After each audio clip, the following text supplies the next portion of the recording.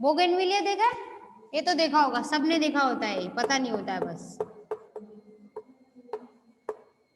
कागजी फूल, बड़ा सा पेड़ नहीं होता जो लगाए जाते हैं, कागज के जैसे फूल लगते हैं, वो गुलाबी गुलाबी लाल सफेद कई तरीके के, पूरा फैल जाता है वो, है ना, दरवाजे पर लगाते हैं बहुत सारे लोग।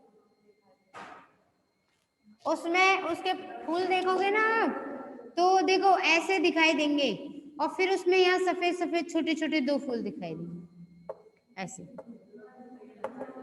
कागजी फूल बोलते हैं इसको नॉर्मल लैंग्वेज में, है ना। ये सब देखा होगा, ऑरेंज वाइट पिंक ऐसी वेराइटीज में आते हैं। हाँ, ज्यादातर गुलाबी होता है ये, तो वो है बोगेनविलिया का पौधा। ठीक है, 3rd ईयर में हो, अब तो स्थिति ये नहीं होनी चाहिए किसी पेड़ को देख करके पता ही नहीं है कौन सा है। ठीक है, हाँ, क्योंकि इसी में है ये टेक्सोनॉमी आइडेंटिफिकेशन सब कुछ 3rd ईयर में ही है। ठीक है, तो इसके अलावा आगे आता है कठलताएं। ठीक है, 5वां प्रसारी हो गया, विसर्पी हो गया, वल्लरी हो गया, एक और रह गया, कौन सा? कठलताएं। ये मिटा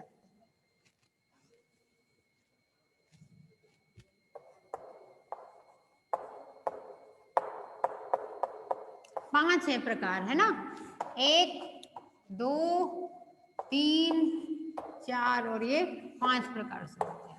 कठलताएं का मतलब काष्ठीय होंगे। ठीक है ना, काष्ठीय होंगे लेकिन तने फिर भी दुर्बल होंगे। ठीक है ना, मृदुता की कोशिकाओं की मात्रा अधिक होती है। ठीक है, इसलिए वो हरापन उनमें ज्यादा रह जाता है, थोड़ी बहुत सख्ती होती है बस, बाकी ये चढ़ नहीं सकते। तो इसका एग्जाम्पल हो गया गिलोय। गिलोय आजकल इस मौसम में बहुत फायदेमंद होती है, जैसे अदरक डालते हैं चाय में, वैसे गिलोय को काट करके डाला जाता है। ठीक है, कुछ लोग उसे नीम गिलोय भी बोलते हैं। भाई वो क्या है, नीम के ऊपर चढ़ते चली जाती है। हाँ, तो गिलोय का जो पौधा होता है वो काफी ज्यादा गर्मी वाला होता है, एक तरीके काढ़ा वगैरह बनाने में स्वास्थ्यवर्धक चीज है। ठीक है, इसको उपयोग में लेना चाहिए। ठीक है, गिलोय की चाय पीना शुरू कर दो आज से। तो आगे बात करते हैं पोषण के आधार पर विभिन्नता। ठीक है, ये नोट करना है आप लोगों को? नहीं, सब नोट्स में ऑलरेडी नोट है।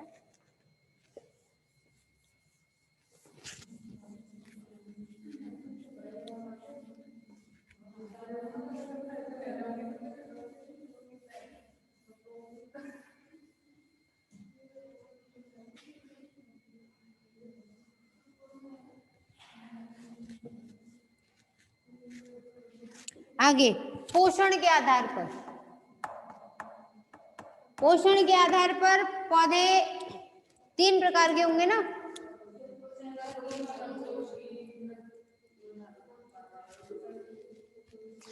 ठीक है, स्वपोषी, परपोषी हैं और मृतोपजीवी, कीटभक्षी। परपोषी का मतलब कीटभक्षी। देखो 3 तरीके के होते हैं। परजीवी यानी जो दूसरे को खाएं, और दूसरा प्लांट कैसा होना चाहिए? जीवित। इसका एग्जाम्पल, सबसे बढ़िया एग्जाम्पल आता है इसका अमरवेल। अमरवेल को क्या कहते हैं? कसकुटा। क्या कहते हैं?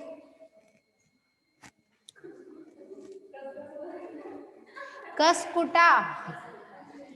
ठीक है, अंग्रेजी में कसकुटा पढ़ते हैं इसे। इसके अलावा और भी होते हैं, सुनो भाई, अलग अलग। एक बांदा का पौधा होता है। कुछ अमरवेल तो पूर्ण परजीवी है। परजीवी फिर 2 प्रकार के हो जाते हैं, पूर्ण परजीवी और आंशिक। मतलब उसकी तो जिंदगी बस उसी पर निर्भर है। पूर्ण परजीवी, पूर्ण परजीवी में आ जाती है क्या? अमरबेल, या इसी को क्या कहते हैं? कसकुटा। और दूसरा आंशिक परजीवी।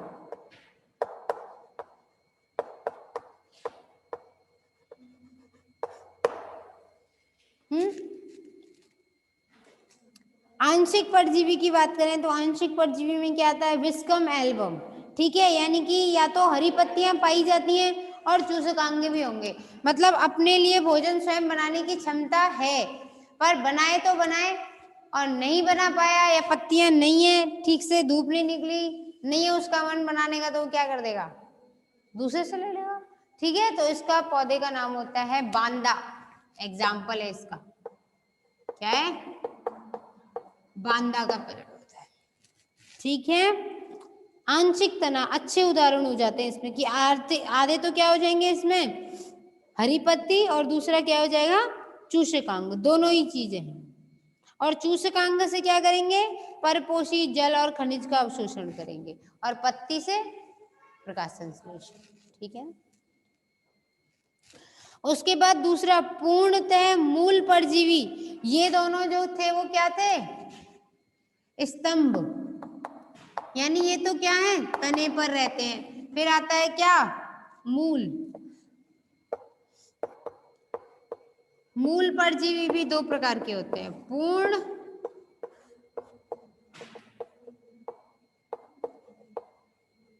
और आंशिक।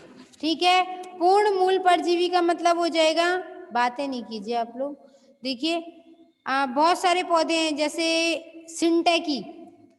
सिंटेकी एक ऐसा पौधा है जो आक की जड़ों में रहता है, आक मतलब अकौआ, तो ये पूर्ण परजीवी है।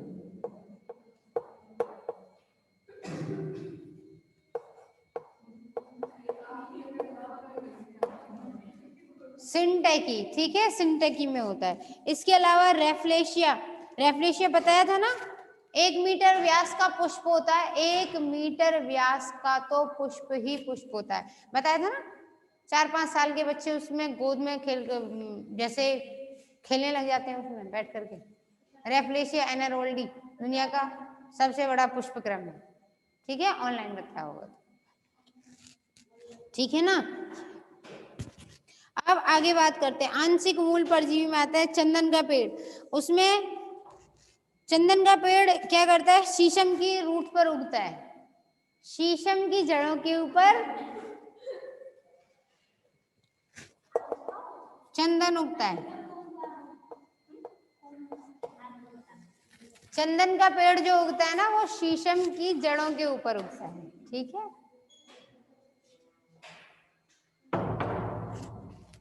ठीक है, तो ये हो गया क्या, आंशिक मूल परजीवी। ठीक है ना। अच्छा, फिर उसके बाद आगे मृतोपजीवी। मृतोपजीवी क्या है, सड़े गले पदार्थों से अपना भोजन लेंगे, जीवाणु और कवकों में जैसा भोजन पाया जाता है वैसा इनमें पाया जाता है। ठीक है ना। मृत कार्बनिक पदार्थों से का अवशोषण करने के लिए इनके अंदर जड़ें होती है विशेष प्रकार की, उन्हें क्या कहते हैं, माइकोराइजा। एक आपने और पढ़ा होगा सहजीवन, जब पढ़ा होगा सहजीवन में पढ़ा होगा ना, कि ऐसे पौधे जिनकी जड़ों में कवक रहते हैं, माइकोराइजा, चीड़ के पेड़ में पाइनस में होता है, और शैवाल रहे तो कोरेलॉइड जड़ें पड़ी होंगी साइकस में।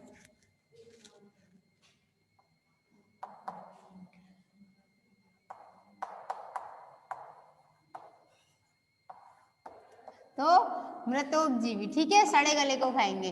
तो इसका सीधे एग्जाम्पल लिखवा देते हैं ना, अब ये तो तुम खुद ही समझ जाओगे, सड़े गले को खा रहे हैं तो।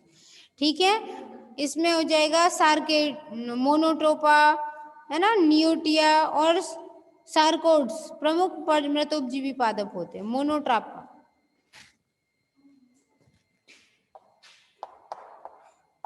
मोनोट्रोपा। अच्छा, एक पौधा और होता है, इसमें मृतोपजीवी में नहीं है, मैं तुमसे ऐसे नाम पूछ रही हूँ इसका, बताया था मैंने। सिंघाड़े का साइंटिफिक नेम क्या होता है, ट्रापा। क्या कहते हैं उसे, ट्रापा, सिंघाड़ा, जिसकी जड़ें, तना, पत्ती तो होती नहीं है उसमें, पत्ती देखिए क्या, नहीं, सिंघाड़े की बेल में पत्तियां बहुत पतली पतली होती है, उसकी तना और उसका जो जड़ है वही क्या हो जाती है, फोटोसिंथेसिस करती है। सिंघाड़ा अंदर से सफेद होता है, बाहर से हरा होता है, क्यों, क्योंकि वो फोटोसिंथेसिस कर सके, प्रकाश संश्लेषण कर सके, इसीलिए वो हरा होता है। आगे बात समझ, जहां हरा रंग वहीं प्रकाश संश्लेषण, जहां क्लोरोफिल, हरा रंग तो कोई सा भी हो सकता है। आगे कीटभक्षी पादप नैनीताल, दार्जिलिंग, आसाम में पाए जाते हैं, भाई ये पता होगे ना, ड्रोसेरा, नेपेंथीज, देखिए पिचर प्लांट,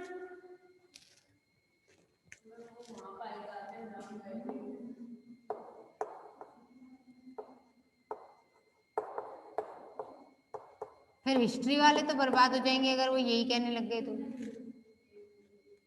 कि हमने देखा नहीं क्योंकि हम वहां गए नहीं।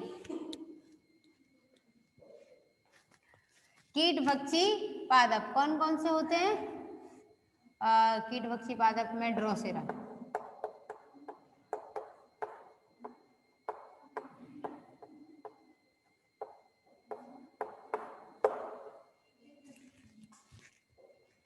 इसके अलावा क्या है?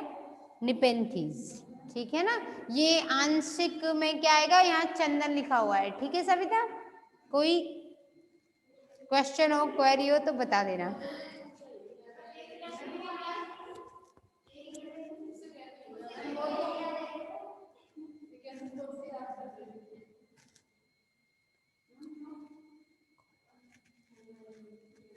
तो आगे बात करते हैं, ठीक है ना। स्पर्शकों के द्वारा इसमें होता क्या है? देखो एक पौधे का चित्र मैं आपको बना के बता देती हूँ। पेंथीज में पिक्चर प्लांट बोलते हैं उसको। होता क्या है?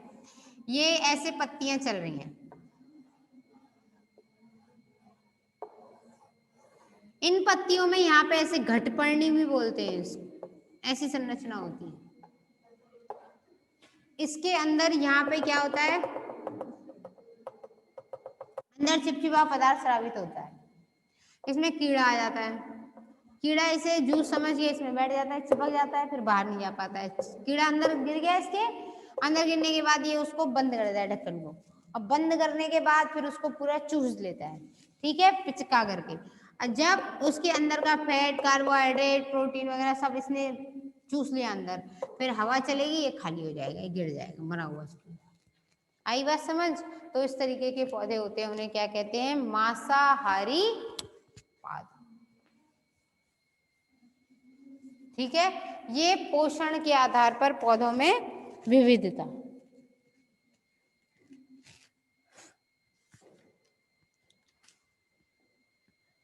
ड्रोसेरा के फूल बहुत सुंदर सुंदर होते हैं और उन फूलों की वजह से कीड़े उसके ऊपर आ जाते हैं, और आने के बाद ड्रोसेरा तो बहुत ही खतरनाक होता है। उसकी कंडीशन ऐसे समझो जैसे बालों में लगाने वाला क्लच है। सोचो आप, ये कंडीशन है, और उसमें आपने कीड़ा आ गया, उसके बाद वो यूं दोनों तरफ से बंद होकर के खत्म कर रहा है उसको। ठीक है, तो कीड़ा कितनी बुरी तरीके से खत्म किया जाएगा। ठीक है, तो इस तरीके से पौधे को, ये आपका आवृत बीजी पादपों की विविधताएं, ये टॉपिक हो गया आपका कंप्लीट।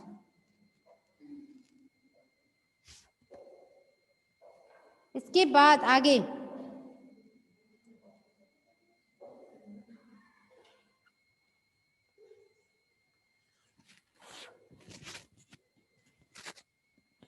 आगे जो आपका टॉपिक है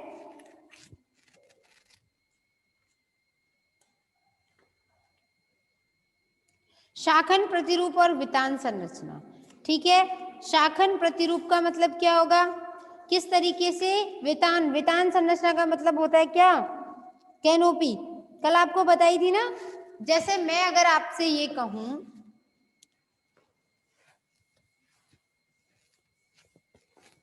आपका ये टॉपिक क्या है, एक तरीके से चैप्टर के हिसाब से समझें तो ये चैप्टर ही फिनिश हो गया आपका, विविधताओं वाला। ठीक है, तो आगे आता है क्या? शाखन प्रतिरूप।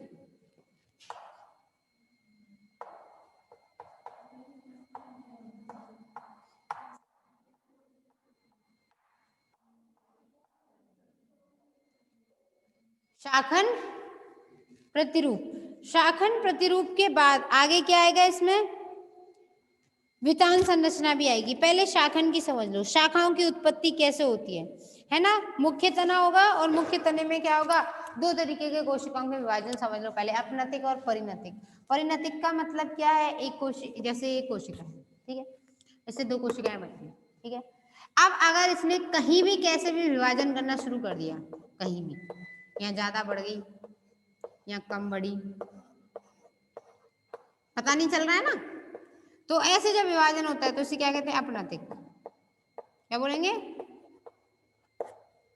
लेकिन ऐसे जब विभाजन हो, इसको पता है इसने दो बनानी है, इसको पता है इसने दो बनानी है, फिर इन दोनों को भी दो दो बनानी है, फिर इन दोनों को भी दो बनानी है, यहाँ से ऐसे बननी है, यानी एक सिस्टमैटिक ढंग से विभाजन हुआ कि नहीं हुआ, तो हो जाता है परिणतिक। क्या हो गया?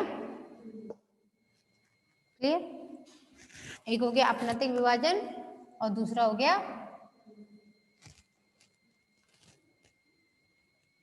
परिणतिक। ठीक है। कलिकाओं की उत्पत्ति और परिवर्धन के लिए बहुत सारे भोज्य पदार्थों की आवश्यकता होती है, वृद्धि हार्मोन की आवश्यकता होती है। ठीक है। और बहुत सारे पौधों में अलग अलग तरीके से क्या होंगे, तने उगेंगे। जैसे बांस का अलग है, किसी में बेलनाकार होगा, और गन्ने में, इसके अलावा दूब घास, तुलसी, तुलसी का जो तना होता है, ये मैंने जब थर्ड पेपर पढ़ाया था तब भी बताया था। तुलसी के तने की खास बात होती है वो चौकोर होता है, चतुष्कोणीय होता है, कभी देखना। ठीक है ना। वो तुलसी का जो तना है वो चतुष्कोणीय चौकोर होता है, वो कभी भी गोल नहीं मिलेगा। शाखन जो है वो दो प्रकार से होता है। ठीक है, बहिर्वाही और लीनाक्ष।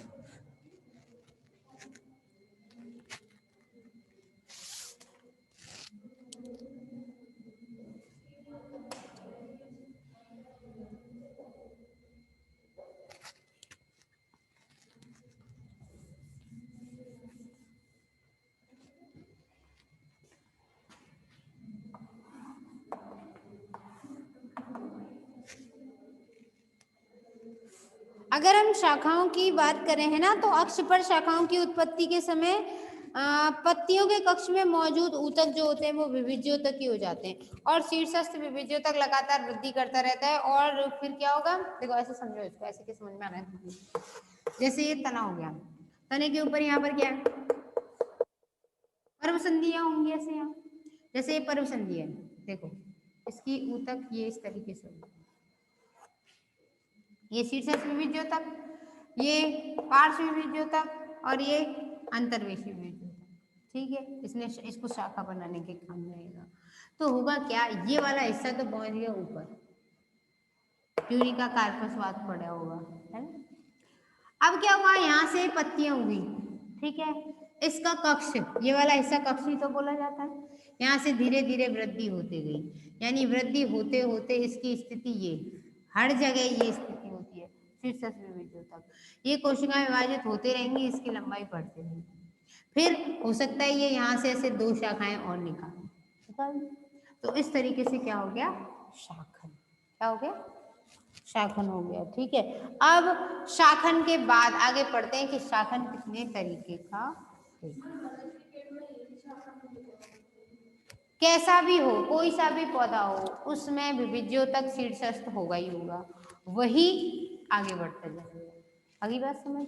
और जो अंतर्वेशी विभिज्योतक है वही क्या करेगा, शाखा का निर्माण करेगा। पत्ती के कक्ष की कोशिकाएं जो है वो विभिज्योतक ही हो जाती हैं और फिर शाखा का निर्माण करती हैं।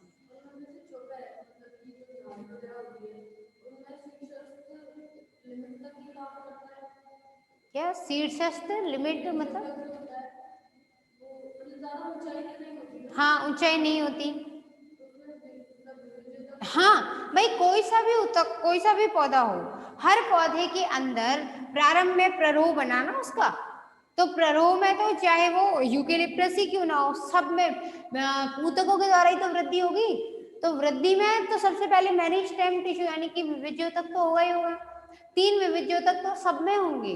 कौन कौन से, शीर्षस्थ, पार्श्व और, ठीक है ना, अंतर्वेशी। 3 विभिज्योतक तो सब में होंगे। और लेकिन कुछ पौधों में विभिज्योतक फिर बाद में क्या बन जाता है, पुष्प बन जाता है। ठीक है, तो वो फिर वृद्धि रोक देगा, तो उसे बोलते हैं ससीमाक्षी पुष्पक्रम। आगे आप पढ़ोगे। लेकिन कभी कभी किनारे से फूल बन गए, लेकिन मुख्य जो है, जैसे किनारे से फूल बन गए, यहाँ से फूल बनते जा रहे हैं, ये हिस्सा बढ़ते ही जा रहा है, तो ये फिर क्या बोला जाएगा, असीमाक्षी। ठीक है, तो इस तरीके से 2 तरीके, ससीमाक्षी और असीमाक्षी। पुष्पक्रम जब पढ़ाऊंगी तब समझ आएंगे आपको। फिलहाल के लिए आप ये पढ़ेंगे क्या, शाखन। ठीक है ना, शाखन प्रतिरूप कैसा होगा इसका।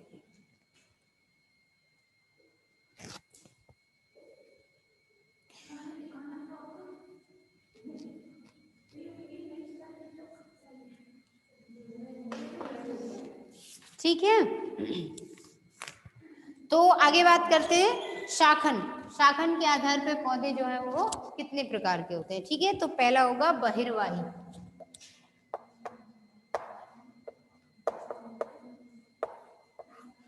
और बहिर्वाही के बाद दूसरा क्या हो जाता है, लीनाक्ष। आगे बात समझ में, बहिर्वाही और लीनाक्ष। अब सबसे पहले बात करते हैं बहिर्वाही की, ठीक है। तो बहिर्वाही में क्या क्या होगा, बहिर्वाही इस प्रकार की वृक्षों के ऊर्ध मतलब तना, देखो इसको बता देती हूँ मैं आपको, है ना। प्रारूपी एक लाक्षी कौन से होंगे और फिर बहिर्वाही कौन से होंगे। बहिर्वाही में यह आधारीय भाग में सबसे मोटाई होगी सबसे ज्यादा, और धीरे धीरे जैसे जैसे ब्रांचिंग होगी वैसे वैसे वो क्या हो जाएगा, पतला होता चला जाएगा।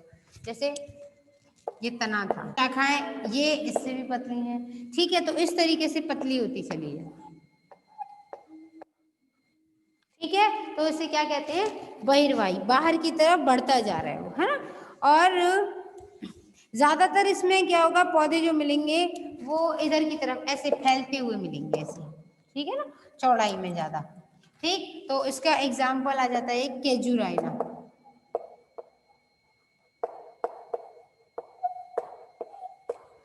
ठीक है ना, केजुराइना। अच्छा, एक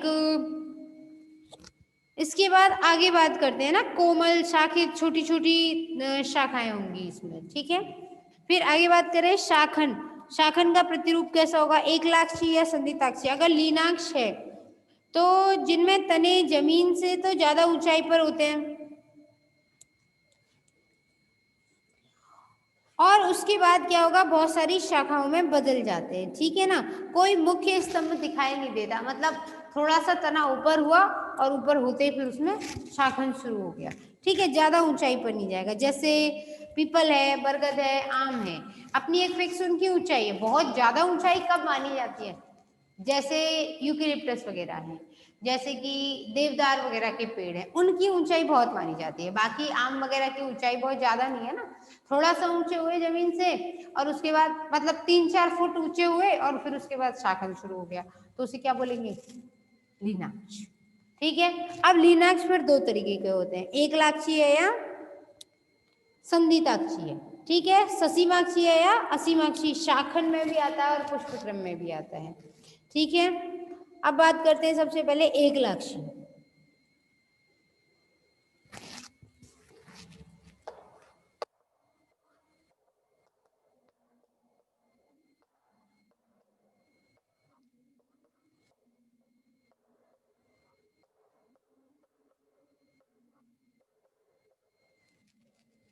बात करें एक लाक्षी की, ठीक है ना। तो एक लाक्षी का तो सीधा से हिसाब है कि ये पौधा तना हो गया, इसके बाद ये इसमें शाखाएं हो गई, इन शाखाओं में ये पत्तियां,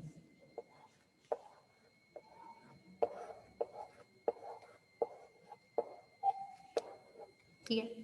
लेकिन संधिताक्षी में क्या होगा, तना है, पत्ती निकल गई, पत्ती निकलने के बाद भी शाखाएं निकलती जा रही हैं उसके अंदर से, ठीक है।